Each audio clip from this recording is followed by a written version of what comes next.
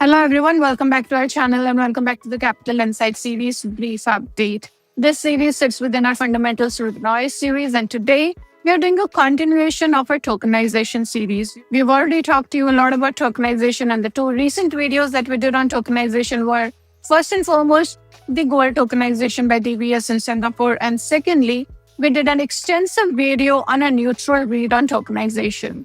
And today we wanted to follow up with another update on tokenization, and this one is by Citi. This is about Citi taking the rapid to its hardest asset class, that is pre-IPO private equity. On June 11th, the same week that Singapore's banks pushed tokenized gold into retail's hands, Citigroup carried the technology to the hardest asset class it has touched yet: illiquid pre-IPO private equity. Its new Digital Depositary Receipts, that is DDRs, wrapped shares of late-stage private companies in a bank-issued blockchain-recorded security settled on SIX-regulated STX rails. The inaugural trade routed Citi Wealth clients into Kaleido, a Citi-backed tokenization firm.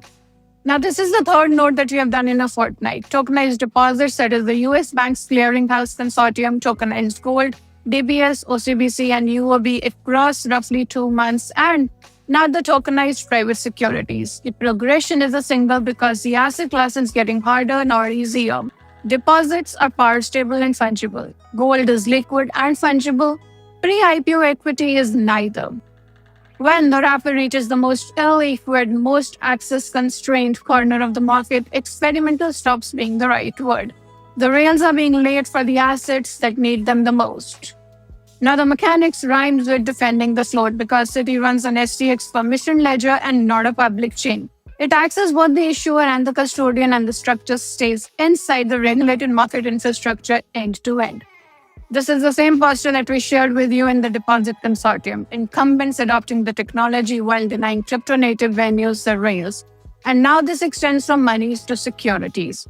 Citi's own 2023 call, tokenized securities reaching $4 trillion by 2030, is the number that it keeps underwriting. The immediate target is roughly $75 billion late-stage pre-IPO market, swollen by the listing delays of SpaceX, Anthropic, and their peers, the very demand that drove the offshore SPV and token gray market that we covered in May. Now, what's important to note out here is that access is non-US at launch, with the US availability promised later, and Citi says that it's in talks with the largest private companies to participate. The last detail is the whole game out here, and it's the subject of a companion piece that we are doing. Now, that is about whether a bank-issued wrapper actually resolves the authoritarian problem that voided the gray market tokens, or does it merely upgrade the custodian? The shorter version, tokenization is here. The live question has moved from will it work to who gets to authorize it. Now, that's all that we wanted to share with you in this quick update on tokenization. Hope you've enjoyed this update. Stay tuned in for our other videos.